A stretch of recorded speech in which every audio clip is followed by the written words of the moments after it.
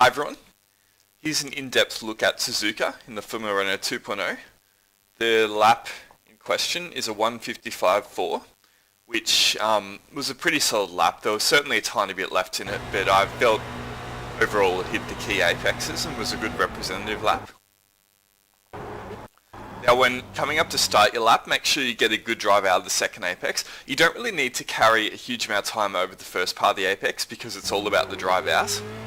But just get it clean, get on the throttle and don't go too far out in that outside curb and lose yourself time.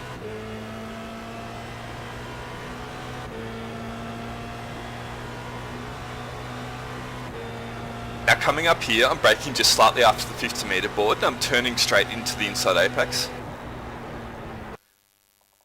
I kind of like to get the car in close to that apex, but you don't really want to touch it. You don't need to get that close to it. Then on the brakes, carry the car out to the outside of the, I guess it's the second apex.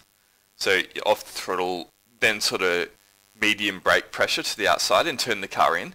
Now you've got to make sure you clip this inside curbing here and open up that corner. You don't really want to get up on it a lot as that will bounce the car. But if you can get close to it and touch it a tiny bit to give you a good drive out and then push the car completely out wide.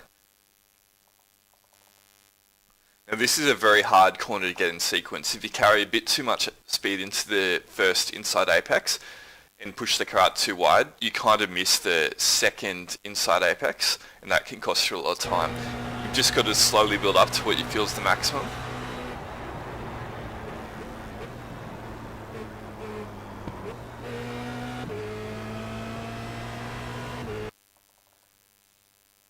Even that, there was probably a good tenth in there in carrying a bit more momentum into this second inside apex. As I didn't quite use all the track, but it was still overall quite a solid run through that section. Now through here you want to then cut back to the outside and turn in. You kind of turn in here a little bit earlier than what you think, and you want to clip up on the inside curbing. Through this whole section is just you've got to be right on line. If you get offline through any of the corners, it compromises you through all of it.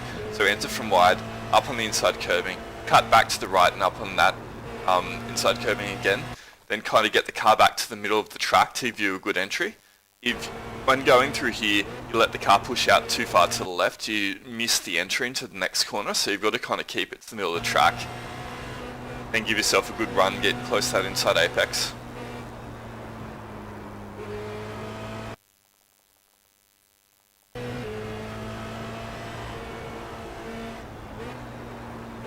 So this bit was pretty well perfect, getting close to the inside apex. Now when I on the exit through there, I just grabbed a little bit of spinning up the back wheels on throttle, and that kind of made me have to correct it, which means I didn't get the proper line into this right-hander here. Ideally, you'd want to be a little bit tighter in through there, but it's sometimes easy to get the car unsettled through that section. So you keep it as tight to the right as you can. Then you switch back to the left. Now, I had to lift off the throttle a tiny bit, but I still got a pretty good run through there as I maintained more or less full throttle. And this left-hander up through here is meant to be full throttle in this car. You don't really want to be lifting. And if you enter from slightly wider, you can. But overall, this section has a few compromises. If you want to push at it at 100%, sometimes you can just get half a metre wide. But it's important to carry as much speed through here because there is a lot if you start to just ease off a little bit and let the car sort of roll into the apexes.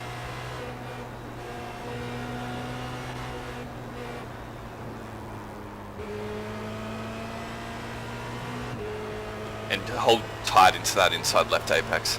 You don't really want to use all the track, although you can run the car out wide. Typically in this car, if you do, you're probably offline.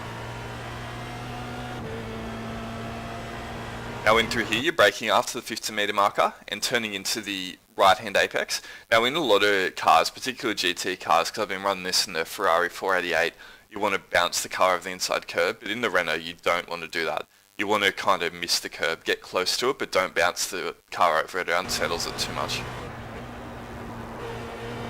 So you get right close to that inside apex.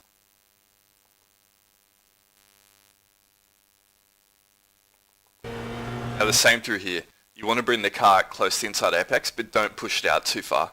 because if you push out too far, there's a curb on the outside waiting to catch the car, and the second you get the floor up on the curve, it takes away traction off the rear wheels and stops the car accelerating forward. So if you catch that outside curb, you're probably you probably lost 2/10 there. So you want to set the car up fairly aggressively on turn in so it can get through this corner smoothly and get a good exit. So I wasn't too aggressive in there. Now on entry into this right-hander, you're flat and you want to stick hard to the right. Now I'm sort of using this post here as the braking marker and braking before it. So you want to brake towards the right side of the track and bring the car into a kind of late apex. And very careful in exit, as it's very easy to spin the rear wheels up there and you can lose a lot of time doing that, and it compromises your run out of this corner.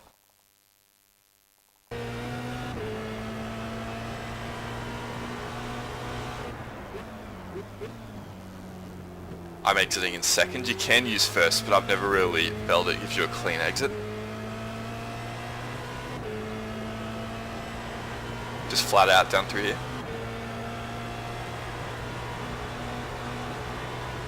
Now I'm using this service road here as a braking marker and braking slightly after it. You just get a glance of it. So you're coming up after it, then you get fairly hard in the brakes.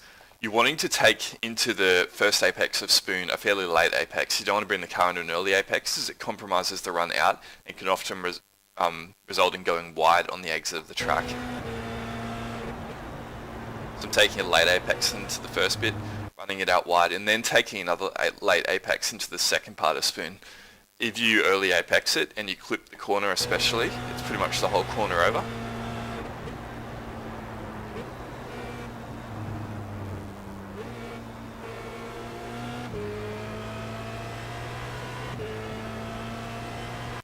I find in these cars, all the spoon's actually quite slippery, so it feels like you're being quite hesitant, but if you really get hard on the throttle, it can spin the rear end up and cost you quite a bit of time. So you just want to be a bit too hesitant through there, and again, build your pace up. A very late apex in the second bit of spoon for me. Probably could have been a bit more aggressive off the corner, but this was quite a solid lap, so I just wanted to put it all together.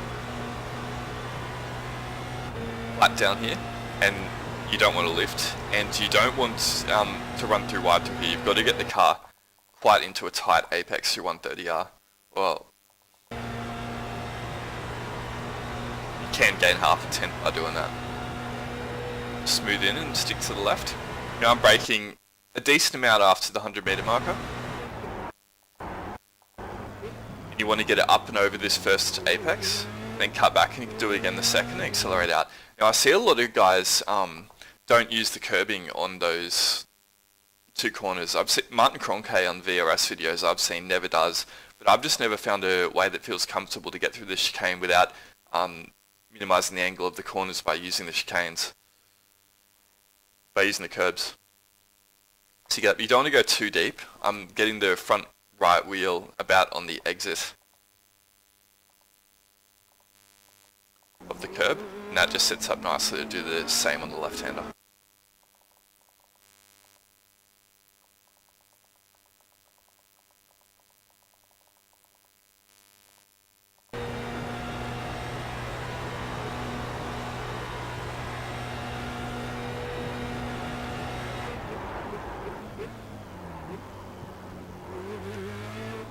Also, if you drag the brake a bit into the apex, can help keep the front end a bit steady and not unsettle the car.